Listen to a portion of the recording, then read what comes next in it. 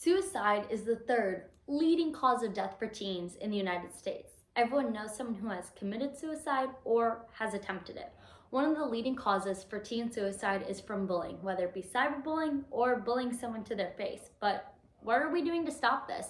Many adults think that bullying is just part of being a kid, but we have always been told to talk to a trusted adult when bullied. But when that adult tells us that it's just part of being a kid, that will just hurt kids more. Many schools don't know how to handle bullying. They spend a day, maybe a week, on anti-bullying and expect everything to change like magic. But the truth is, things don't change overnight.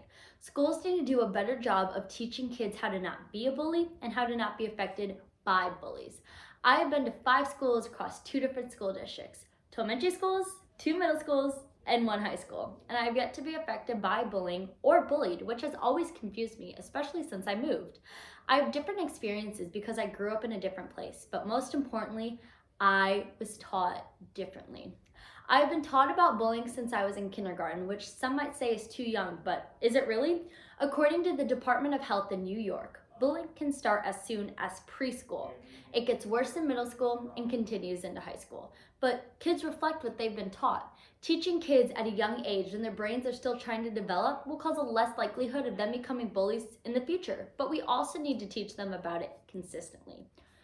Also, bullying is a big problem, and it starts with our education. So not only do we need to change when we teach kids about bullying, but we need to change how we teach kids about it. Lastly, everyone can make a difference by teaching younger kids about bullying and frequently teaching them about it. Bullying can happen from a young age, especially as kids get phones and social media accounts at a younger age. A survey done in 2019 by Paul Bushkoff asked 1,000 parents where and when their child started getting bullied. His survey found that 47% of parents said their child had been bullied from ages 6 to 10, 56% said the ages 11 through 13, and 59% said the ages of 14 through 18, and 54% said the ages of 19 or older. Not only this, but 82% said that it happened in school, 32% said it happened on the bus, and 19% said it happened through social media. This study shows that bullying can happen from a young age. These numbers might even be worse, as these parents only did the survey based off their oldest child.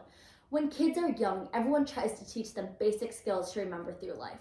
Studies show that teaching kids from a young age will benefit them later in life. They remember it better, and teaching kids at a young age will also improve their social skills. If students remember so much better when they are younger, why don't we teach them about bullying from a young age? The truth is, we do. I asked people when they started learning about bullying and how often. Most people said they started learning about bullying in kindergarten, about once a month to once a week. But not everybody said this. Some said they started sometime after kindergarten. Why do we still have this problem though? If we are teaching kids about bullying from a young age, it's not as important of a topic when compared to learning math, like 1 plus 1 or your ABCs. If we stop this neglect to teach kids about bullying, the better it should get. Many people are affected by bullying all over the world and the country. A good friend of mine is bullied consistently for no reason at all. She is one of the nicest people you will ever meet, and yet she is still bullied and has been since a young age. She told me that she had to start learning about bullying from her mom because of how bad she was bullied and how her school didn't teach her anything about it really. She said that she had been bullied for years by many people, some of which used to be her good friends. But how does that feel as a kid? Being bullied every day by your peers and possibly your old friends? She was never really taught about bullying in schools, and her bullies were never taught about it either. Even though she's still bullied, she tries to keep a positive outlook on everything. Not only this, but last year I met a girl who was very nice. We became fast friends, and she told me something I will never forget. She told me that she doesn't have the best life. She has some hardships, and her friends get bullied quite a bit too. They all go through the same experience. She told me that because of the bullying, she has tried to kill herself multiple times, but has either talked herself out of it or was stopped by someone. She said that the rest of her friends go through similar experiences. They get bullied, feel horrible about themselves, and think they have no place left on this earth, and they try to fix it the only way they think they can. Although this is sad enough, it's not the end. About 2 weeks before I met her, her friend committed suicide. She told me that because of all the bullying and hardship, he felt he didn't belong. He tried to call her, but she missed it, and he sadly ended his life. She blames herself for this, even though it wasn't her fault. She said that she cried herself to sleep every night because she lost her good friend. The worst part about both of these stories is I know nothing about who is bullying them. Both of these stories and their families have to deal with the loss of a friend, a son, the hardship of your child, and the feeling that you can do nothing. The worst part about bullying is feeling hopeless. When you are bullied, you feel hopeless. That is almost always the main goal of a bully. If you've ever heard a story about bullying though, do you ever know anything about the bullying? No, because bullying doesn't affect them. Bullying never affects the bully, but it always affects the victim. But what are schools doing about this?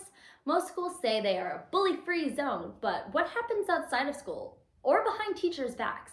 Both of these examples happen in middle school or high school for the most part, but that's when schools tend to stop teaching kids about bullying in middle school and high school. How does that make sense? An athlete would not quit his sport at the height of his season, and an author would not quit writing just when they became successful. Why do we give a pass for schools? When bullying hits its peak, we quit on it. We stop teaching kids about it. We, as the students, forget what we learned. We all turn our back to it, but it still happens and gets worse and worse. Schools' inability to teach kids about bullying is a big problem, but as the rest of the country worries about sports teams, government issues, and everything in between, the kids that are bullied every day are affected every day.